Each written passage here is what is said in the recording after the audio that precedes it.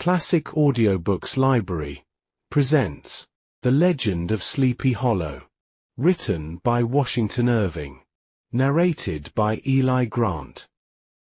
Found among the papers of the late Diedrich Knickerbocker. A pleasing land of drowsy head it was, of dreams that wave before the half-shut eye, and of gay castles in the clouds that pass, forever flushing round a summer sky. Castle of Indolence. In the bosom of one of those spacious coves which indent the eastern shore of the Hudson, at that broad expansion of the river denominated by the ancient Dutch navigators the Tappan Zee, and where they always prudently shortened sail and implored the protection of St. Nicholas when they crossed, there lies a small market town or rural port, which by some is called Greensburg, but which is more generally and properly known by the name of Tarry Town. This name was given, we are told, in former days, by the good housewives of the adjacent country, from the inveterate propensity of their husbands to linger about the village tavern on market days. Be that as it may, I do not vouch for the fact, but merely advert to it, for the sake of being precise and authentic. Not far from this village, perhaps about 2 miles, there is a little valley or rather lap of land among high hills, which is one of the quietest places in the whole world. A small brook glides through it, with just murmur enough to lull one to repose, and the occasional whistle of a quail or tapping of a woodpecker is almost the only sound that ever breaks in upon the uniform tranquillity. I recollect that, when a stripling, my first exploit in squirrel shooting was in a grove of tall walnut trees that shades one side of the valley. I had wandered into it at noontime, when all nature is peculiarly quiet, and was startled by the roar of my own gun, as it broke the Sabbath stillness around and was prolonged and reverberated by the angry echoes. If ever I should wish for a retreat whither I might steal from the world and its distractions, and dream quietly away the remnant of a troubled life, I know of none more promising than this little valley. From the listless repose of the place, and the peculiar character of its inhabitants, who are descendants from the original Dutch settlers, this sequestered glen has long been known by the name of Sleepy Hollow, and its rustic lads are called the Sleepy Hollow Boys throughout all the neighbouring country. A drowsy, dreamy influence seems to hang over the land, and to pervade the very atmosphere. Some say that the place was bewitched by a high German doctor during the early days of the settlement. Others, that an old Indian chief, the prophet or wizard of his tribe, held his powwows there before the country was discovered by Master Hendrik Hudson. Certain it is, the place still continues under the sway of some witching power that holds a spell over the minds of the good people, causing them to walk in a continual reverie.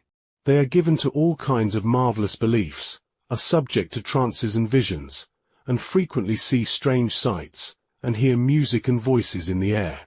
The whole neighborhood abounds with local tales, haunted spots, and twilight superstitions. Stars shoot and meteors glare oftener across the valley than in any other part of the country, and the nightmare, with her whole ninefold, seems to make it the favorite scene of her gambols. The dominant spirit, however, that haunts this enchanted region, and seems to be commander-in-chief of all the powers of the air, is the apparition of a figure on horseback, without a head. It is said by some to be the ghost of a Hessian trooper, whose head had been carried away by a cannonball in some nameless battle during the Revolutionary War, and who is ever and anon seen by the country folk hurrying along in the gloom of night, as if on the wings of the wind. His haunts are not confined to the valley, but extend at times to the adjacent roads, and especially to the vicinity of a church at no great distance. Indeed, certain of the most authentic historians of those parts, who have been careful in collecting and collating the floating facts concerning this spectre, allege that the body of the trooper having been buried in the churchyard, the ghost rides forth to the scene of battle in nightly quest of his head, and that the rushing speed with which he sometimes passes along the hollow, like a midnight blast, is owing to his being belated, and in a hurry to get back to the churchyard before daybreak. Such is the general purport of this legendary superstition, which has furnished materials for many a wild story in that region of shadows, and the spectre is known at all the country firesides by the name of the Headless Horseman of Sleepy Hollow. It is remarkable that the visionary propensity I have mentioned is not confined to the native inhabitants of the valley, but is unconsciously imbibed by every one who resides there for a time. However wide awake they may have been before they entered that sleepy region, They are sure, in a little time, to inhale the witching influence of the air, and begin to grow imaginative, to dream dreams, and see apparitions. I mention this peaceful spot with all possible laud, for it is in such little retired Dutch valleys, found here and there embosomed in the great state of New York, that population, manners, and customs remain fixed, while the great torrent of migration and improvement, which is making such incessant changes in other parts of this restless country, sweeps by them unobserved. They are like those little nooks of still water, which border a rapid stream, where we may see the straw and bubble riding quietly at anchor, or slowly revolving in their mimic harbour, undisturbed by the rush of the passing current. Though many years have elapsed since I trod the drowsy shades of Sleepy Hollow, yet I question whether I should not still find the same trees and the same families vegetating in its sheltered bosom. In this by-place of nature there abode, in a remote period of American history, that is to say, some 30 years since, a worthy wight of the name of Ichabod Crane, who sojourned, or, as he expressed it, tarried, in Sleepy Hollow, for the purpose of instructing the children of the vicinity. He was a native of Connecticut, a state which supplies the Union with pioneers for the mind as well as for the forest, and sends forth yearly its legions of frontier woodmen and country schoolmasters. The cognomen of Crane was not inapplicable to his person. He was tall, but exceedingly lank, with narrow shoulders, long arms and legs, hands that dangled a mile out of his sleeves, feet that might have served for shovels, and his whole frame most loosely hung together. His head was small and flat at top, with huge ears, large green glassy eyes, and a long sniped nose, so that it looked like a weathercock perched upon his spindle neck to tell which way the wind blew.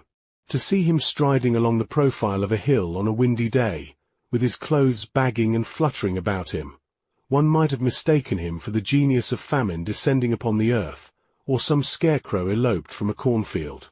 His schoolhouse was a low building of one large room, rudely constructed of logs, the windows partly glazed, and partly patched with leaves of old copybooks.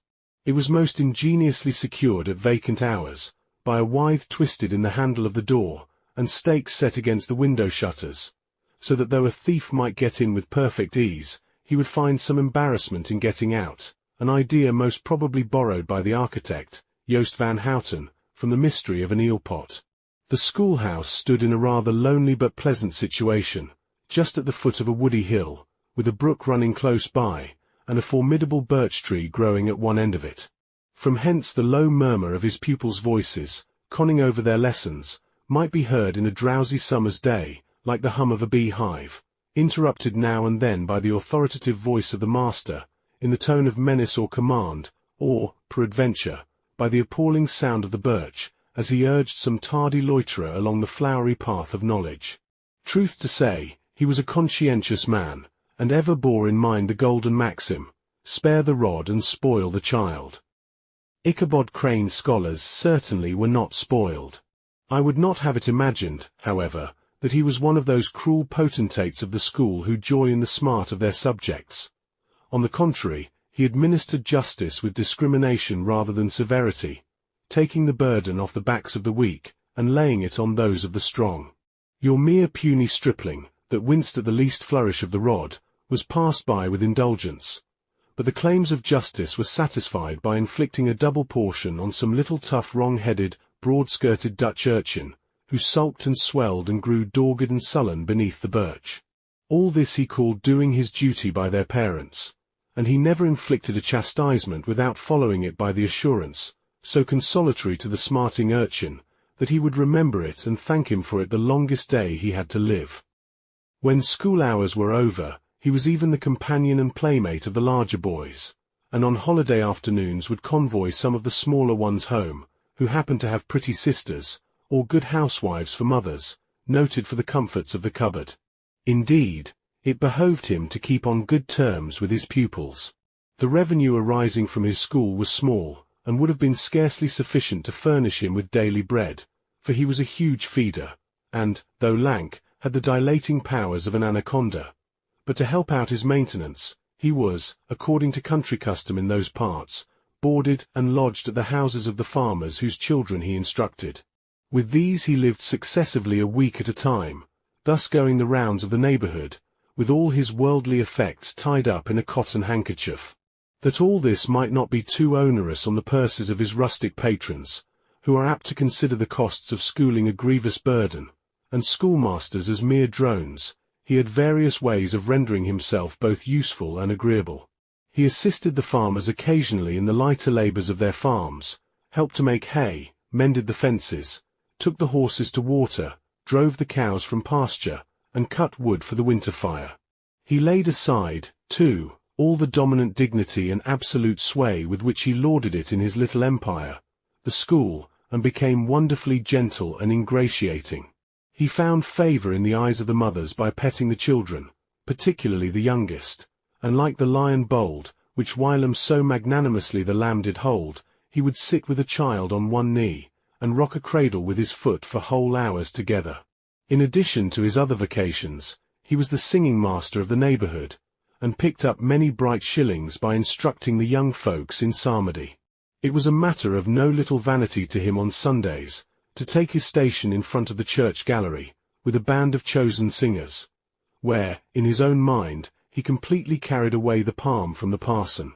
Certain it is, his voice resounded far above all the rest of the congregation, and there are peculiar quavers still to be heard in that church, and which may even be heard half a mile off, quite to the opposite side of the mill-pond, on a still Sunday morning, which are said to be legitimately descended from the nose of Ichabod Crane. Thus, by divers little makeshifts, in that ingenious way which is commonly denominated by hook and by crook, the worthy pedagogue got on tolerably enough, and was thought, by all who understood nothing of the labor of head-work, to have a wonderfully easy life of it. The schoolmaster is generally a man of some importance in the female circle of a rural neighborhood, being considered a kind of idle, gentlemanlike personage, of vastly superior taste and accomplishments to the rough country swains, and, indeed, inferior in learning only to the parson.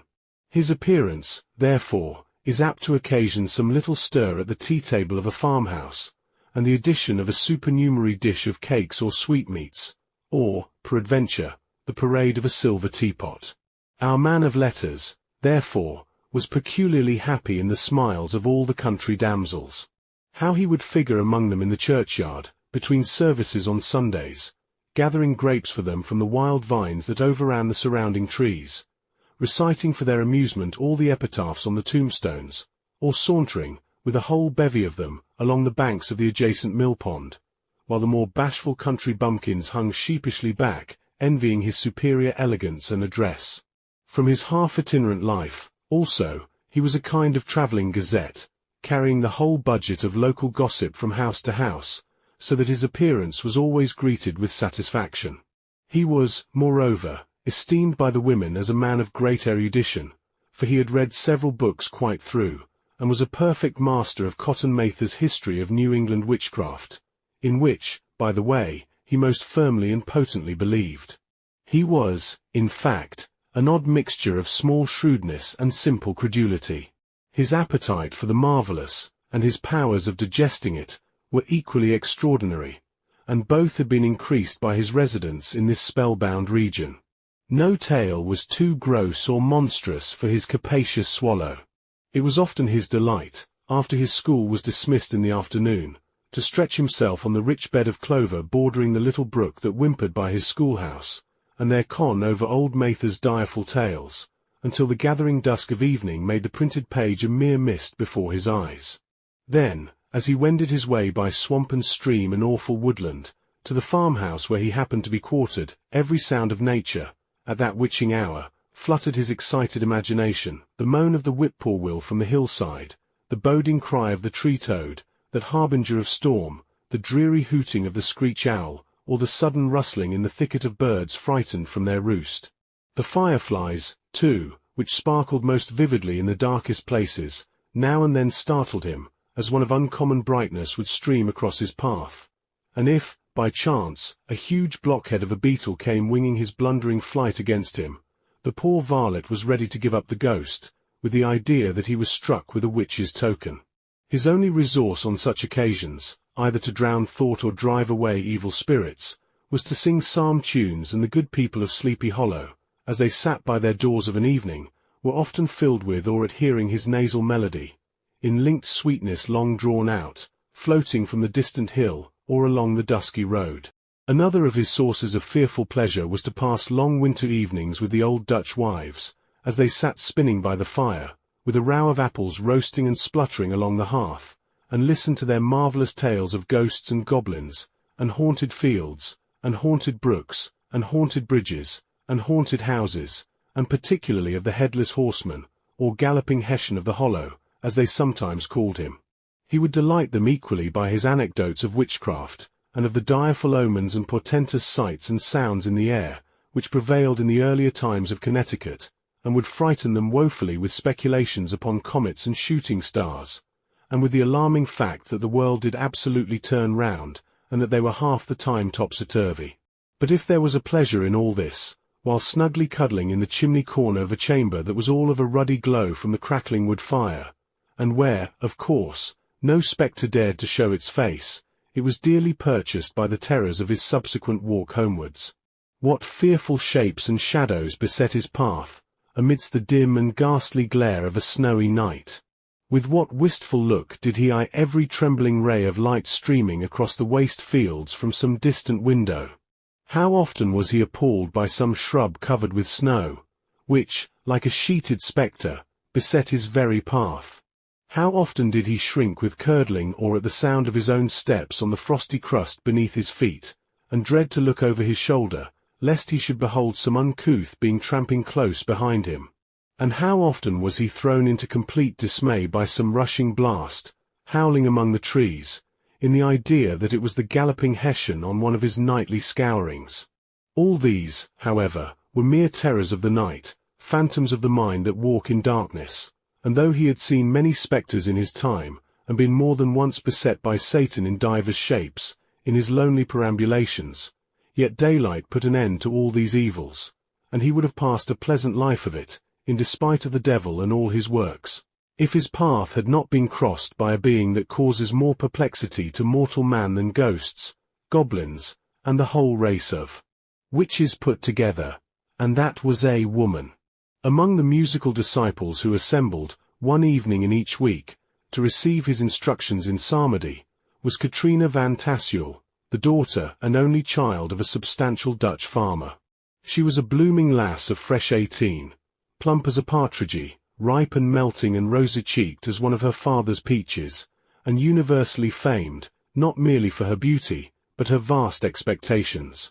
She was withal a little of a coquette, as might be perceived even in her dress, which was a mixture of ancient and modern fashions, as most suited to set off her charms.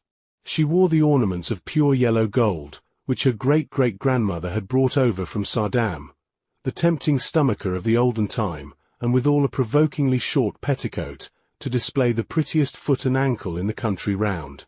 Ichabod Crane had a soft and foolish heart towards the sex, and it is not to be wondered at that so tempting a morsel soon found favour in his eyes, more especially after he had visited her in her paternal mansion. Old Baltus van Tassel was a perfect picture of a thriving, contented, liberal-hearted farmer.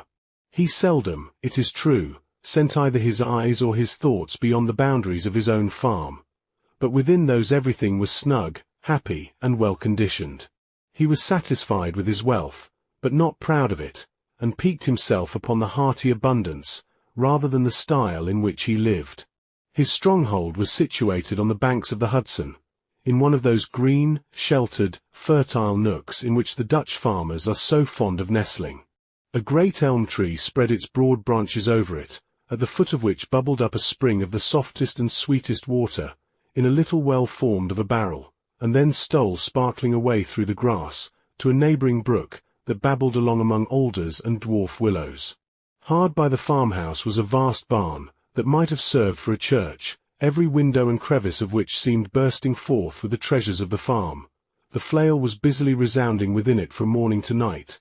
Swallows and martins skimmed twittering about the eaves, and rows of pigeons, some with one eye turned up, as if watching the weather, some with their heads under their wings or buried in their bosoms, and others swelling, and cooing, and bowing about their dames, were enjoying the sunshine on the roof. Sleek unwieldy porkers were grunting in the repose and abundance of their pens, from whence sallied forth, now and then, troops of sucking pigs, as if to snuff the air. A stately squadron of snowy geese were riding in an adjoining pond, convoying whole fleets of ducks. Regiments of turkeys were gobbling through the farmyard, and guinea fowls fretting about it, like ill-tempered housewives, with their peevish, discontented cry. Before the barn door strutted the gallant cock, that pattern of a husband, a warrior, and a fine gentleman, clapping his burnished wings and crowing in the pride and gladness of his heart, sometimes tearing up the earth with his feet, and then generously calling his ever-hungry family of wives and children to enjoy the rich morsel which he had discovered. The pedagogue's mouth watered as he looked upon this sumptuous promise of luxurious winter fare. In his devouring mind's eye, he pictured to himself every roasting pig running about with a pudding in his belly, and an apple in his mouth. The pigeons were snugly put to bed in a comfortable pie, and tucked in with a coverlet of crust. The geese were swimming in their own gravy, and the ducks pairing cosily in dishes, like snug married couples, with a decent competency of onion sauce. In the porkers he saw carved out the future sleek side of bacon, and juicy relishing ham. Not a turkey but he beheld daintily trussed up, with its gizzard under its wing, and, peradventure, a necklace of savoury sausages. And even bright Chanticleer himself lay sprawling on his back, in a side dish, with uplifted claws, as if craving that quarter which his chivalrous spirit disdained to ask while living. As the enraptured Ichabod fancied all this, and as he rolled his great green eyes over the fat meadowlands, the rich fields of wheat, of rye, of buckwheat, and Indian corn, and the orchards burdened with ruddy fruit, which surrounded the warm tenement of Van Tassel, his heart yearned after the damsel who was to inherit these domains, and his imagination expanded with the idea, how they might be readily turned into cash, and the money invested in immense tracts of wild land, and shingle palaces in the wilderness.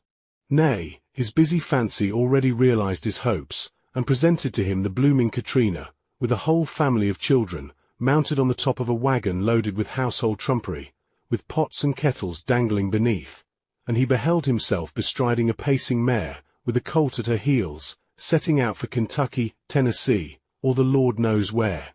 When he entered the house, the conquest of his heart was complete. It was one of those spacious farmhouses, with high-ridged but lowly sloping roofs, built in the style handed down from the first Dutch settlers, the low projecting eaves forming a piazza along the front, capable of being closed up in bad weather. Under this were hung flails, harness, various utensils of husbandry, and nets for fishing in the neighbouring river. Benches were built along the sides for summer use, and a great spinning wheel at one end, and a churn at the other, showed the various uses to which this important porch might be devoted. From this piazza the wondering Ichabod entered the hall, which formed the centre of the mansion, and the place of usual residence. Here rows of resplendent pewter, ranged on a long dresser, dazzled his eyes. In one corner stood a huge bag of wool, ready to be spun. In another, a quantity of linsey-woolsey just from the loom, ears of Indian corn, and strings of dried apples and peaches, hung in gay festoons along the walls, mingled with the gourd of red peppers, and a door left ajar gave him a peep into the best parlour, where the claw-footed chairs and dark mahogany tables shone like mirrors. Andirons, with their accompanying shovel and tongs, glistened from their covert of asparagus tops. Mock oranges and conch shells decorated the mantelpiece. Strings of various coloured birds' eggs were suspended above it. A great ostrich egg was hung from the centre of the room, and a corner cupboard, knowingly left open, displayed immense treasures of old silver and well-mended china. From the moment Ichabod laid his eyes upon these regions of delight, the peace of his mind was at an end, and his only study was how to gain the affections of the peerless daughter of Van Tassel. In this enterprise, however, he had more real difficulties than generally fell to the lot of a knight-errant of yore, who seldom had anything but giants, enchanters, fiery dragons, and such like easily conquered adversaries, to contend with, and had to make his way merely through gates of iron and brass, and walls of adamant to the castle keep, where the lady of his heart was confined, all which he achieved as easily as a man would carve his way to the centre of a Christmas pie, and then the lady gave him her hand as a matter of course.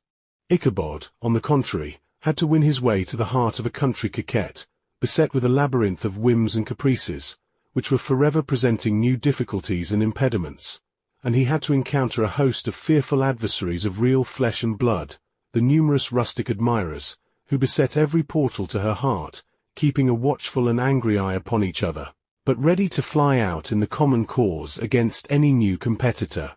Among these, the most formidable was a burly, roaring, roistering blade, of the name of Abraham, or, according to the Dutch abbreviation, Brum van Brunt, the hero of the country round, which rang with his feats of strength and hardihood. He was broad-shouldered and double-jointed, with short curly black hair, and a bluff but not unpleasant countenance, having a mingled air of fun and arrogance. From his Herculean frame and great powers of limb he had received the nickname of Brombones, by which he was universally known. He was famed for great knowledge and skill in horsemanship, being as dexterous on horseback as a Tartar. He was foremost at all races and cockfights, and, with the ascendancy which bodily strength always acquires in rustic life, was the umpire in all disputes, setting his hat on one side, and giving his decisions with an air and tone that admitted of no gainsay or appeal. He was always ready for either a fight or a frolic, but had more mischief than ill will in his composition, and with all his overbearing roughness, there was a strong dash of waggish good humour at bottom. He had 3 or 4 boon companions, who regarded him as their model, and at the head of whom he scoured the country, attending every scene of feud or merriment for miles round. In cold weather he was distinguished by a fur cap, surmounted with a flaunting fox's tail, and when the folks at a country gathering descried this well-known crest at a distance, whisking about among a squad of hard riders, they always stood by for a squall. Sometimes his crew would be heard dashing along past the farmhouses at midnight, with whoop and halloo, like a troop of Don Carsacks, and the old dames, startled out of their sleep, would listen for a moment till the hurricane had clattered by, and then exclaim, "Eh, there goes Brombones and his gang." The neighbours looked upon him with a mixture of awe, admiration, and goodwill, and, when any madcap prank or rustic brawl occurred in the vicinity, always shook their heads, and warranted Brombones was at the bottom of it. This rantipole hero had for some time singled out the blooming Katrina for the object of his uncouth gallantries, and though his amorous toyings were something like the gentle caresses and endearments of a bear, yet it was whispered that she did not altogether discourage his hopes. Certain it is, his advances were signals for rival candidates to retire, who felt no inclination to cross a lion in his amours, insomuch that when his horse was seen tied to Van Tassel's paling, on a Sunday night, a sure sign that his master was courting, or, as it is termed, sparking, within, all other suitors passed by in despair, and carried the war into other quarters. Such was the formidable rival with whom Ichabod Crane had to contend, and, considering all things, a stouter man than he would have shrunk from the competition, and a wiser man would have despaired. He had, however, a happy mixture of pliability and perseverance in his nature. He was in form and spirit like a supplejack yielding, but tough. Though he bent, he never broke, and though he bowed beneath the slightest pressure, yet, the moment it was a way jerk, he was as erect, and carried his head as high as ever. To have taken the field openly against his rival would have been madness, for he was not a man to be thwarted in his amours, any more than that stormy lover, Achilles. Ichabod, therefore, made his advances in a quiet and gently insinuating manner. Under cover of his character of singing master, he made frequent visits at the farmhouse. Not that he had anything to apprehend from the meddlesome interference of parents, which is so often a stumbling block in the path of lovers. Balt Van Tassel was an easy, indulgent soul. He loved his daughter better even than his pipe, and, like a reasonable man and an excellent father, let her have her way in everything. His notable little wife, too, had enough to do to attend to her housekeeping and manage her poultry. For, as she sagely observed, ducks and geese are foolish things, and must be looked after, but girls can take care of themselves. Thus, while the busy dame bustled about the house, or plied her spinning wheel at one end of the piazza, honest Balt would sit smoking his evening pipe at the other, watching the achievements of a little wooden warrior, who, armed with a sword in each hand, was most valiantly fighting the wind on the pinnacle of the barn. In the meantime, Ichabod would carry on his suit with the daughter by the side of the spring under the great elm, or sauntering along in the twilight, that are so favourable to the lover's eloquence. I profess not to know how women's hearts are wooed and won. To me they have always been matters of riddle and admiration. Some seem to have but one vulnerable point, or door of access, while others have 1,000 avenues, and may be captured in 1,000 different ways. It is a great triumph of skill to gain the former, but a still greater proof of generalship to maintain possession of the latter, for man must battle for his fortress at every door and window. He who wins 1,000 common hearts is therefore entitled to some renown, but he who keeps undisputed sway over the heart of a coquette is indeed a hero. Certain it is, this was not the case with the redoubtable Brombones, and from the moment Ichabod Crane made his advances, the interests of the former evidently declined. His horse was no longer seen tied to the palings on Sunday nights, and a deadly feud gradually arose between him and the preceptor of Sleepy Hollow. Brom, who had a degree of rough chivalry in his nature, would fain have carried matters to open warfare and have settled their pretensions to the lady, according to the mode of those most concise and simple reasoners, the knights-errant of yore, by single combat. But Ichabod was too conscious of the superior might of his adversary to enter the lists against him. He had overheard a boast of Bones, that he would double the schoolmaster up, and lay him on a shelf of his own schoolhouse, and he was too wary to give him an opportunity. There was something extremely provoking in this obstinately pacific system. It left Brom no alternative but to draw upon the funds of rustic waggery in his disposition, and to play off boorish practical jokes upon his rival. Ichabod became the object of whimsical persecution to Bones and his gang of rough riders. They harried his hitherto peaceful domains, smoked out his singing school by stopping up the chimney, broke into the schoolhouse at night, in spite of its formidable fastenings of withe and window stakes, and turned everything topsy-turvy, so that the poor schoolmaster began to think all the witches in the country held their meetings there.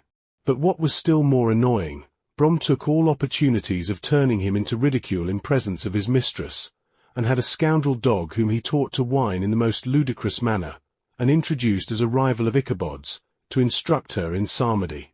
In this way matters went on for some time, without producing any material effect on the relative situations of the contending powers. On a fine autumnal afternoon, Ichabod, in pensive mood, sat enthroned on the lofty stool from whence he usually watched all the concerns of his little literary realm. In his hand he swayed a ferule, that sceptre of despotic power.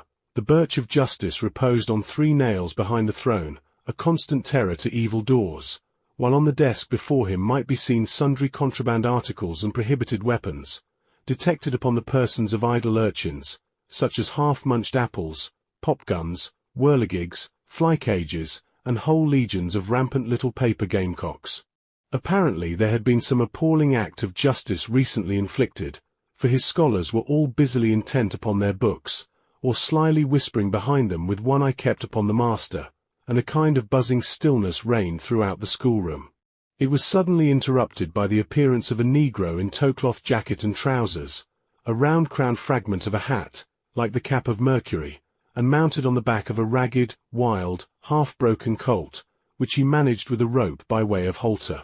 He came clattering up to the school door with an invitation to Ichabod to attend a merrymaking or quilting frolic, to be held that evening at Mynheer Van Tassel's, and having delivered his message with that air of importance and effort at fine language, which a negro is apt to display on petty embassies of the kind, he dashed over the brook, and was seen scampering away up the hollow, full of the importance and hurry of his mission.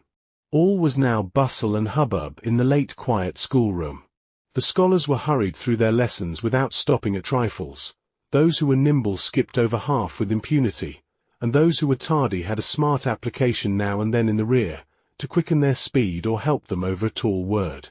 Books were flung aside without being put away on the shelves, inkstands were overturned, benches thrown down, and the whole school was turned loose an hour before the usual time, bursting forth like a legion of young imps, yelping and racketing about the green in joy at their early emancipation.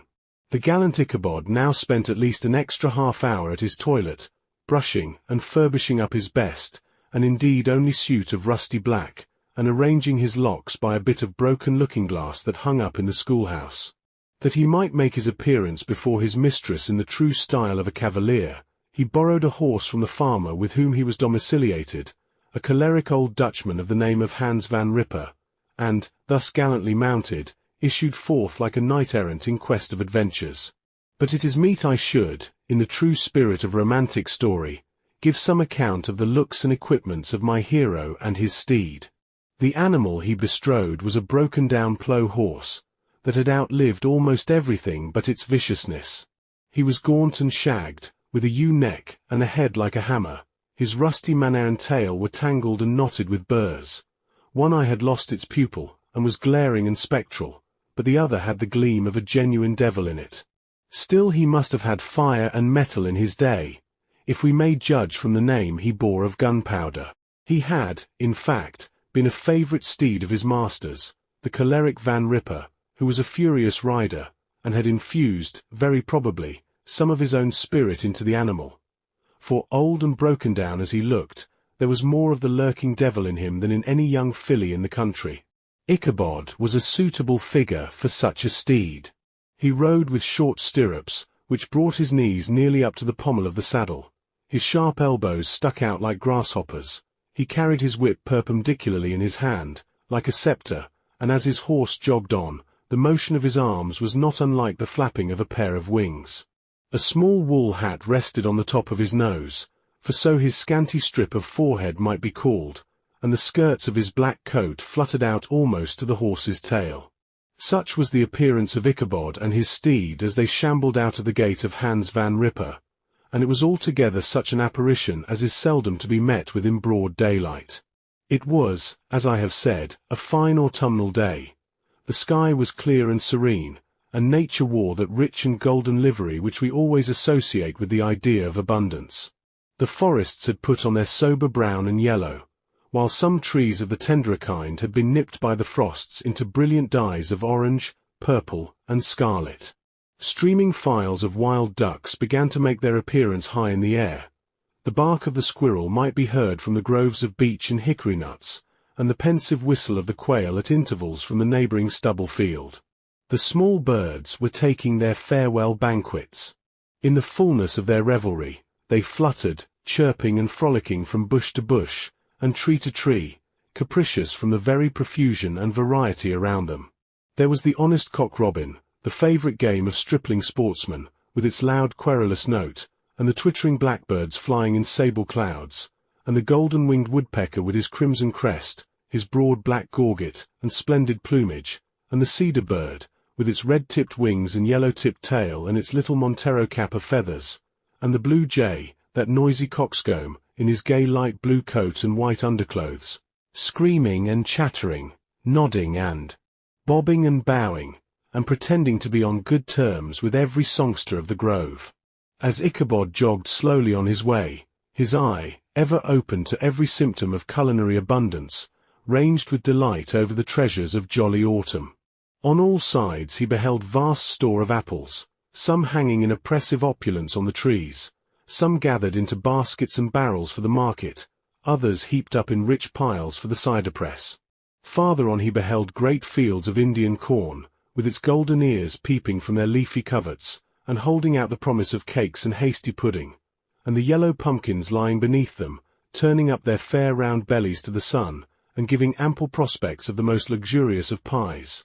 And anon he passed the fragrant buckwheat fields breathing the odour of the beehive, and as he beheld them, soft anticipations stole over his mind of dainty slapjacks, well buttered, and garnished with honey or treacle, by the delicate little dimpled hand of Katrina Van Tassel.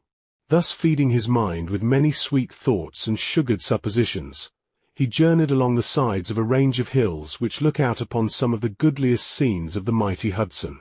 The sun gradually wheeled his broad disk down in the west. The wide bosom of the Tappan Zee lay motionless and glassy, excepting that here and there a gentle undulation waved and prolonged the blue shadow of the distant mountain. A few amber clouds floated in the sky, without a breath of air to move them. The horizon was of a fine golden tint, changing gradually into a pure apple green, and from that into the deep blue of the mid-heaven. A slanting ray lingered on the woody crests of the precipices that overhung some parts of the river, giving greater depth to the dark grey and purple of their rocky sides. A sloop was loitering in the distance, dropping slowly down with the tide, her sail hanging uselessly against the mast, and as the reflection of the sky gleamed along the still water, it seemed as if the vessel was suspended in the air.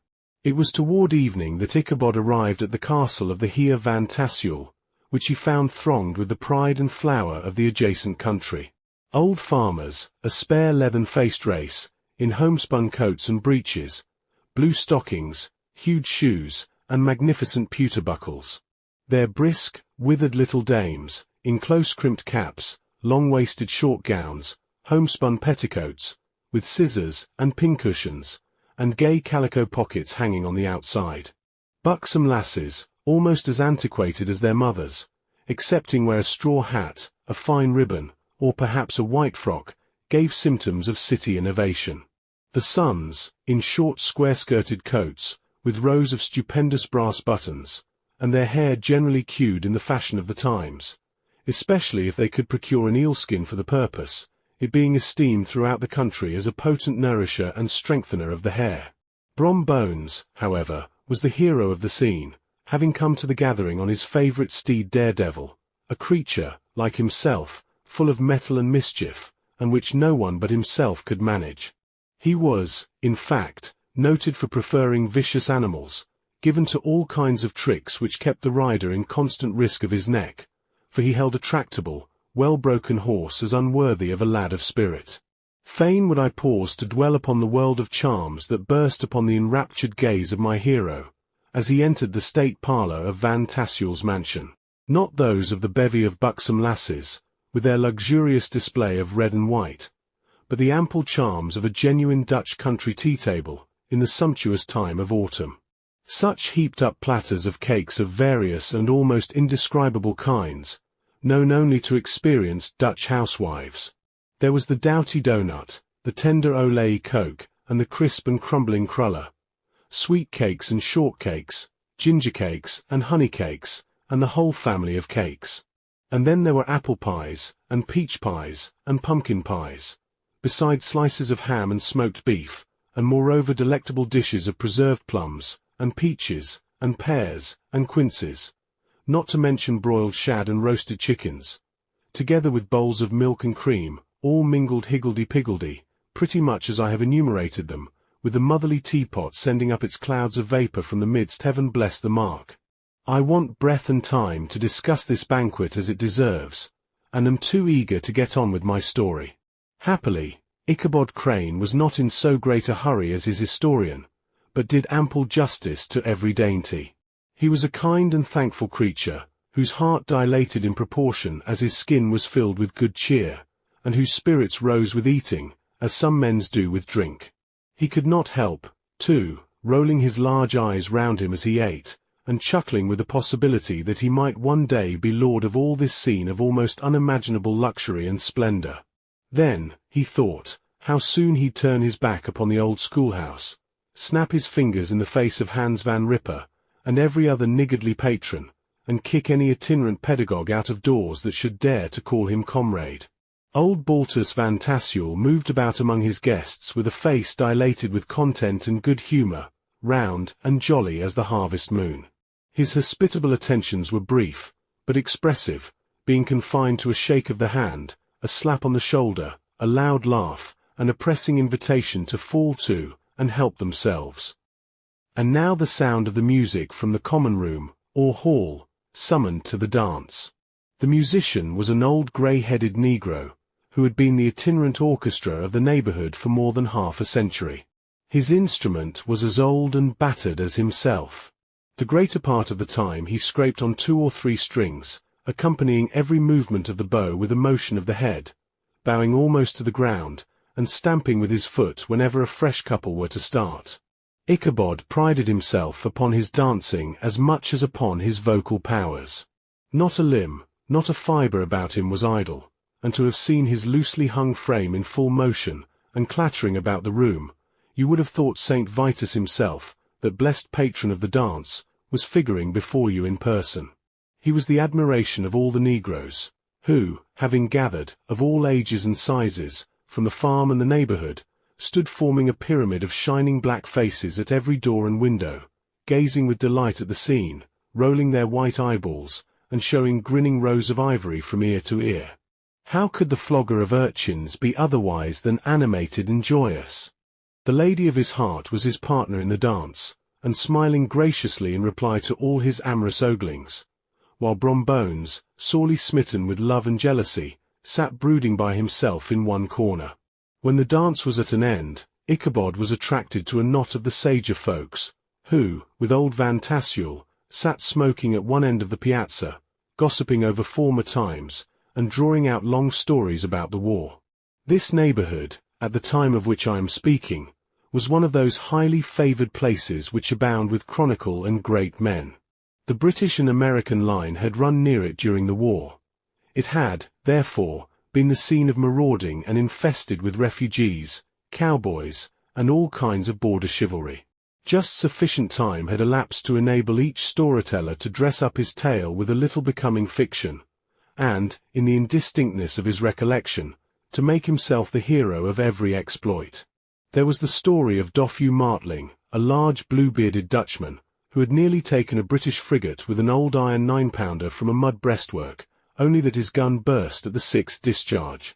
And there was an old gentleman who shall be nameless, being too rich a mynheer to be lightly mentioned, who, in the Battle of White Plains, being an excellent master of defence, parried a musket ball with a small sword, insomuch that he absolutely felt it was round the blade, and glanced off at the hilt, in proof of which he was ready at any time to show the sword, with the hilt a little bent.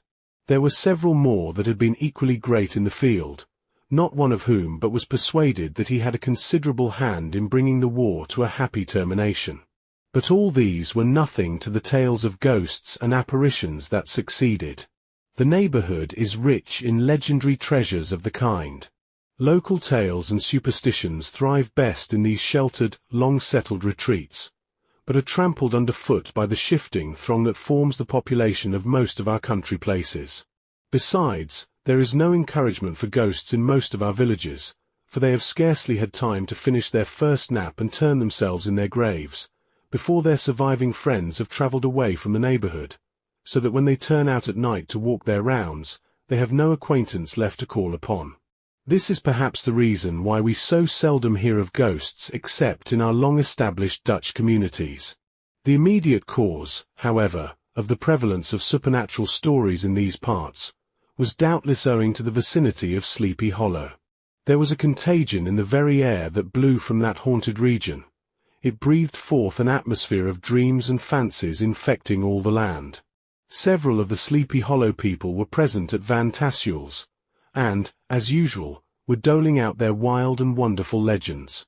Many dismal tales were told about funeral trains, and mourning cries and wailings heard and seen about the great tree where the unfortunate Major André was taken, and which stood in the neighborhood. Some mention was made also of the woman in white, that haunted the dark glen at Raven Rock, and was often heard to shriek on winter nights before a storm, having perished there in the snow. The chief part of the stories, however, turned upon the favourite spectre of Sleepy Hollow, the Headless Horseman, who had been heard several times of late, patrolling the country, and, it was said, tethered his horse nightly among the graves in the churchyard. The sequestered situation of this church seems always to have made it a favourite haunt of troubled spirits. It stands on a knoll, surrounded by locust trees and lofty elms, from among which its decent, whitewashed walls shine modestly forth, like Christian purity beaming through the shades of retirement. A gentle slope descends from it to a silver sheet of water, bordered by high trees, between which peeps may be caught at the blue hills of the Hudson. To look upon its grass-grown yard, where the sunbeams seem to sleep so quietly, one would think that there at least the dead might rest in peace. On one side of the church extends a wide woody dell, along which raves a large brook among broken rocks and trunks of fallen trees. Over a deep black part of the stream, not far from the church, was formerly thrown a wooden bridge. The road that led to it, and the bridge itself, were thickly shaded by overhanging trees, which cast a gloom about it, even in the daytime, but occasioned a fearful darkness at night. Such was one of the favourite haunts of the Headless Horseman, and the place where he was most frequently encountered. The tale was told of old Brouwer, a most heretical disbeliever in ghosts, how he met the horseman returning from his foray into Sleepy Hollow, and was obliged to get up behind him. How they galloped over bush and brake, over hill and swamp, until they reached the bridge, when the horseman suddenly turned into a skeleton, threw old Brower into the brook, and sprang away over the treetops with a clap of thunder. This story was immediately matched by a thrice marvellous adventure of Brom Bones, who made light of the galloping Hessian as an arrant jockey. He affirmed that on returning one night from the neighbouring village of Sing Sing, he had been overtaken by this midnight trooper, that he had offered to race with him for a bowl of punch, and should have won it too, for Daredevil beat the goblin horse All Hollow, but just as they came to the church bridge, the Hessian bolted, and vanished in a flash of fire. All these tales, told in that drowsy undertone with which men talk in the dark, the countenances of the listeners only now and then receiving a casual gleam from the glare of a pipe, sank deep in the mind of Ichabod. He repaid them in kind with large extracts from his invaluable author, Cotton Mather, and added many marvellous events that had taken place in his native state of Connecticut, and fearful sights which he had seen in his nightly walks about Sleepy Hollow. The revel now gradually broke up. The old farmers gathered together their families in their wagons, and were heard for some time rattling along the hollow roads, and over the distant hills. Some of the damsels mounted on pillions behind their favourite swains, and their light-hearted laughter, mingling with the clatter of hoofs, echoed along the silent woodlands, sounding fainter and fainter, until they gradually died away, and the late scene of noise and frolic was all silent and deserted. Ichabod only lingered behind, according to the custom of country lovers, to have a tete-a-tete with the heiress, fully convinced that he was now on the high road to success. What passed at this interview I will not pretend to say, for in fact I do not know. Something, however, I fear me, must have gone wrong, for he certainly sallied forth, after no very great interval, with an air quite desolate and chapfallen. Oh, these women! These women! Could that girl have been playing off any of her coquettish tricks? Was her encouragement of the poor pedagogue all a mere sham to secure her conquest of his rival? Heaven only knows. Not I.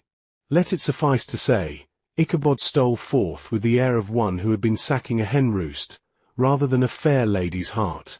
Without looking to the right or left to notice the scene of rural wealth, on which he had so often gloated, he went straight to the stable, and with several hearty cuffs and kicks roused his steed most uncourteously from the comfortable quarters in which he was soundly sleeping, dreaming of mountains of corn and oats, and whole valleys of timothy and clover. It was the very witching time of night that Ichabod, heavy-hearted and crestfallen, pursued his travels homewards, along the sides of the lofty hills which rise above Tarry Town, and which he had traversed so cheerily in the afternoon. The hour was as dismal as himself. Far below him the Tappan Zee spread its dusky and indistinct waste of waters, with here and there the tall mast of a sloop, riding quietly at anchor under the land. In the dead hush of midnight, he could even hear the barking of the watchdog from the opposite shore of the Hudson, but it was so vague and faint as only to give an idea of his distance from this faithful companion of man. Now and then, too, the long-drawn crowing of a cock, accidentally awakened, would sound far, far off, from some farmhouse away among the hills, but it was like a dreaming sound in his ear.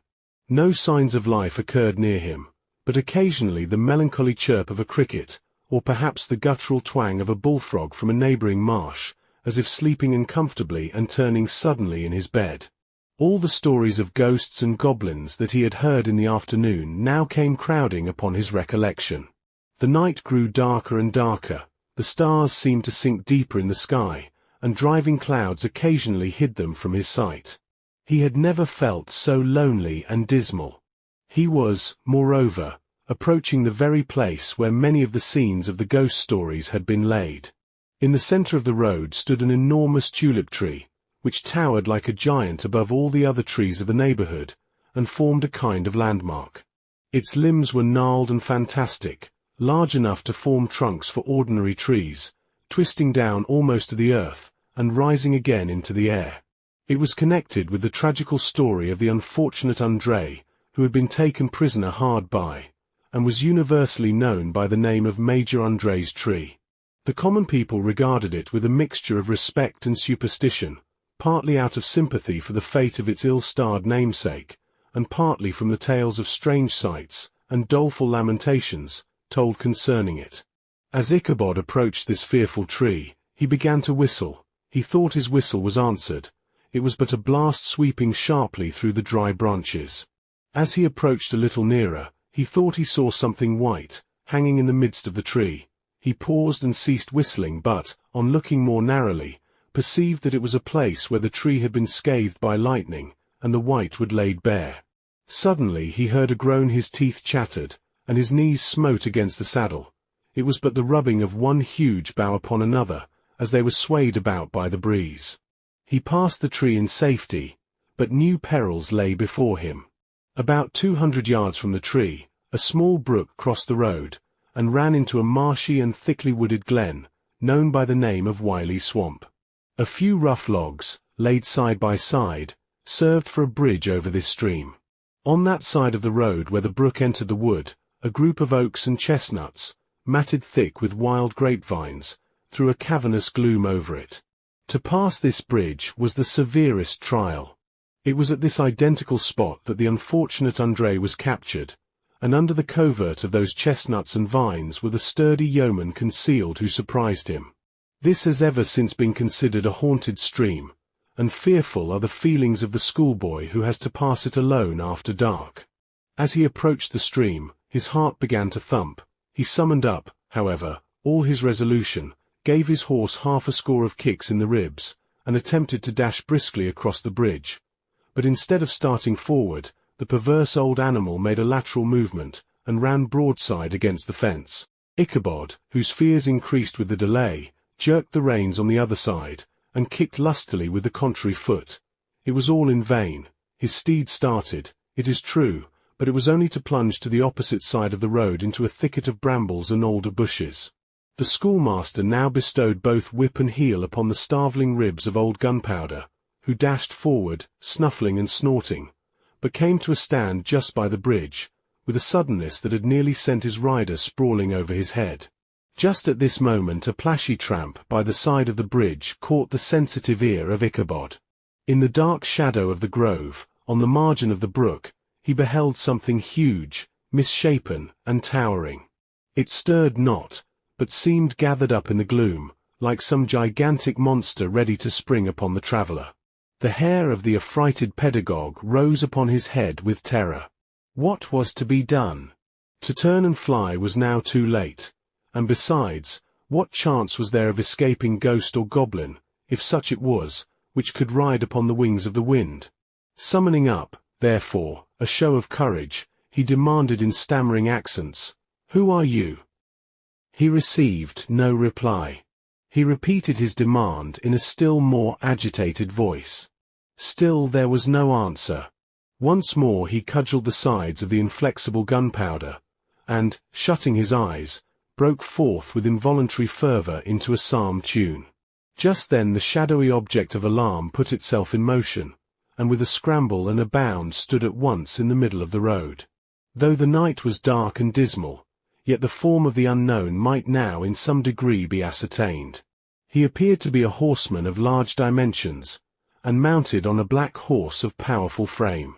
He made no offer of molestation or sociability, but kept aloof on one side of the road, jogging along on the blind side of old Gunpowder, who had now got over his fright and waywardness. Ichabod, who had no relish for this strange midnight companion, and bethought himself of the adventure of Brom Bones with the galloping Hessian, now quickened his steed in hopes of leaving him behind. The stranger, however, quickened his horse to an equal pace. Ichabod pulled up, and fell into a walk, thinking to lag behind. The other did the same. His heart began to sink within him. He endeavoured to resume his psalm tune, but his parched tongue clove to the roof of his mouth, and he could not utter a stave. There was something in the moody and dogged silence of this pertinacious companion that was mysterious and appalling. It was soon fearfully accounted for. On mounting a rising ground, which brought the figure of his fellow-traveller in relief against the sky, gigantic in height, and muffled in a cloak, Ichabod was horror-struck on perceiving that he was headless. But his horror was still more increased on observing that the head, which should have rested on his shoulders, was carried before him on the pommel of his saddle. His terror rose to desperation. He rained a shower of kicks and blows upon Gunpowder, hoping by a sudden movement to give his companion the slip, but the spectre started full jump with him. Away, then, they dashed through thick and thin, stones flying and sparks flashing at every bound. Ichabod's flimsy garments fluttered in the air, as he stretched his long lank body away over his horse's head, in the eagerness of his flight.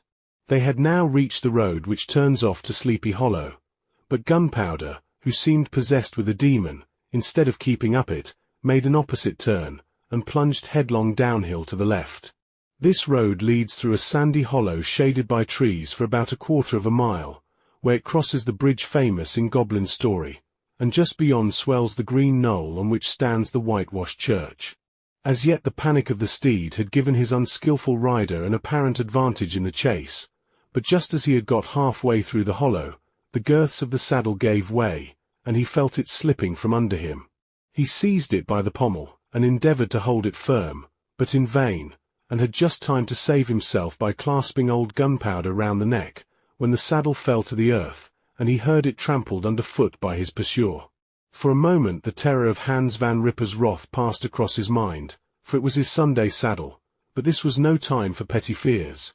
The goblin was hard on his haunches, and, unskilful rider that he was, he had much ado to maintain his seat, sometimes slipping on one side, sometimes on another, and sometimes jolted on the high ridge of his horse's backbone, with a violence that he verily feared would cleave him asunder. An opening in the trees now cheered him with the hopes that the church bridge was at hand. The wavering reflection of a silver star in the bosom of the brook told him that he was not mistaken. He saw the walls of the church dimly glaring under the trees beyond.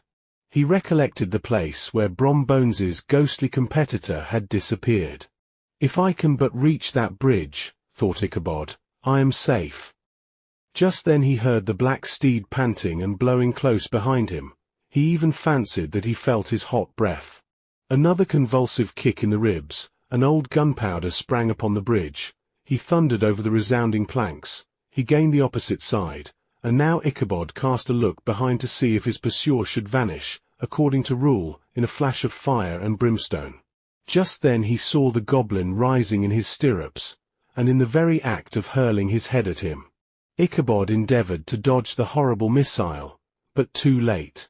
It encountered his cranium with a tremendous crash. He was tumbled headlong into the dust, and Gunpowder, the black steed, and the goblin rider passed by like a whirlwind. The next morning the old horse was found without his saddle, and with the bridle under his feet, soberly cropping the grass at his master's gate. Ichabod did not make his appearance at breakfast. Dinner hour came, but no Ichabod. The boys assembled at the schoolhouse, and strolled idly about the banks of the brook, but no schoolmaster. Hans Van Ripper now began to feel some uneasiness about the fate of poor Ichabod, and his saddle. An inquiry was set on foot, and after diligent investigation they came upon his traces. In one part of the road leading to the church was found the saddle trampled in the dirt, the tracks of horses' hoofs deeply dented in the road, and evidently at furious speed, were traced to the bridge, beyond which, on the bank of a broad part of the brook, where the water ran deep and black, was found the hat of the unfortunate Ichabod, and close beside it a shattered pumpkin. The brook was searched, but the body of the schoolmaster was not to be discovered. Hans Van Ripper, as executor of his estate, examined the bundle which contained all his worldly effects. They consisted of 2 shirts and a half, 2 stocks for the neck, a pair or 2 of worsted stockings, an old pair of corduroy small clothes, a rusty razor, a book of psalm tunes full of dog's ears, and a broken pitch pipe. As to the books and furniture of the schoolhouse, they belonged to the community, excepting Cotton Mather's History of Witchcraft, a New England Almanac, and a book of dreams and fortune-telling, in which last was a sheet of foolscap much scribbled and blotted in several fruitless attempts to make a copy of verses in honour of the heiress of Van Tassel. These magic books and the poetic scrawl were forthwith consigned to the flames by Hans Van Ripper, who, from that time forward, determined to send his children no more to school, observing that he never knew any good come of this same reading and writing. Whatever money the schoolmaster possessed, and he had received his quarter's pay but a day or 2 before, he must have had about his person at the time of his disappearance. The mysterious event caused much speculation at the church on the following Sunday. Knots of gazers and gossips were collected in the churchyard, at the bridge, and at the spot where the hat and pumpkin had been found. The stories of Brower, of Bones, and a whole budget of others were called to mind, and when they had diligently considered them all, and compared them with the symptoms of the present case, they shook their heads, and came to the conclusion that Ichabod had been carried off by the galloping Hessian. As he was a bachelor, and in nobody's debt, nobody troubled his head any more about him. The school was removed to a different quarter of the hollow, and another pedagogue reigned in his stead. It is true, an old farmer, who had been down to New York on a visit several years after, and from whom this account of the ghostly adventure was received, brought home the intelligence that Ichabod Crane was still alive, that he had left the neighborhood partly through fear of the goblin and Hans Van Ripper, and partly in mortification at having been suddenly dismissed by the heiress, that he had changed his quarters to a distant part of the country, had kept school and studied law at the same time, had been admitted to the bar, turned politician, electioneered, written for the newspapers, and finally had been made a justice of the £10 court. Brom Bones, too, who, shortly after his rival's disappearance, conducted the blooming Katrina in triumph to the altar, was observed to look exceedingly knowing whenever the story of Ichabod was related, and always burst into a hearty laugh at the mention of the pumpkin, which led some to suspect that he knew more about the matter than he chose to tell. The old country wives, however, who are the best judges of these matters, maintain to this day that Ichabod was spirited away by supernatural means, and it is a favourite story often told about the neighbourhood round the winter evening fire. The bridge became more than ever an object of superstitious awe, and that may be the reason why the road has been altered of late years, so as to approach the church by the border of the mill pond. The schoolhouse being deserted soon fell to decay, and was reported to be haunted by the ghost of the unfortunate pedagogue, and the ploughboy, loitering homeward of a still summer evening, has often fancied his voice at a distance, chanting a melancholy psalm tune among the tranquil solitudes of Sleepy Hollow. Postscript. Found in the handwriting of Mr. Knickerbocker. The preceding tale is given almost in the precise words in which I heard it related at a corporation meeting at the ancient city of Manhattoes, at which were present many of its sagest and most illustrious burghers. The narrator was a pleasant, shabby, gentlemanly old fellow, in pepper-and-salt clothes, with a sadly humorous face, and one whom I strongly suspected of being poor. He made such efforts to be entertaining. When his story was concluded, there was much laughter and approbation, particularly from 2 or 3 deputy aldermen, who had been asleep the greater part of the time. There was, however, one tall, dry-looking old gentleman, with beetling eyebrows, who maintained a grave and rather severe face throughout, now and then folding his arms, inclining his head, and looking down upon the floor, as if turning a doubt over in his mind. He was one of your wary men, who never laugh but upon good grounds when they have reason and law on their side. When the mirth of the rest of the company had subsided, and silence was restored, he leaned one arm on the elbow of his chair, and sticking the other akimbo, demanded, with a slight, but exceedingly sage motion of the head, and contraction of the brow, what was the moral of the story, and what it went to prove. The storyteller, who was just putting a glass of wine to his lips, as a refreshment after his toils, paused for a moment, looked at his inquirer with an air of infinite deference, and, lowering the glass slowly to the table, observed that the story was intended most logically to prove that there is no situation in life but has its advantages and pleasures provided we will but take a joke as we find it, that, therefore, he that runs races with goblin troopers is likely to have rough riding of it. Ergo, for a country schoolmaster to be refused the hand of a Dutch heiress is a certain step to high preferment in the state. The cautious old gentleman knit his brows tenfold closer after this explanation, being sorely puzzled by the ratiocination of the syllogism, while, methought, the one in pepper-and-salt eyed him with something of a triumphant leer. At length he observed that all this was very well, but still he thought the story a little on the extravagant. There were 1 or 2 points on which he had his doubts. "Faith, sir," replied the storyteller, "as to that matter, I don't believe one half of it myself." This concludes the end of the story. Thank you for listening to Classic Audiobooks Library. To hear more free stories like this, be sure to subscribe and turn on notifications. We hope you'll join us again for more timeless stories and original works. Until next time.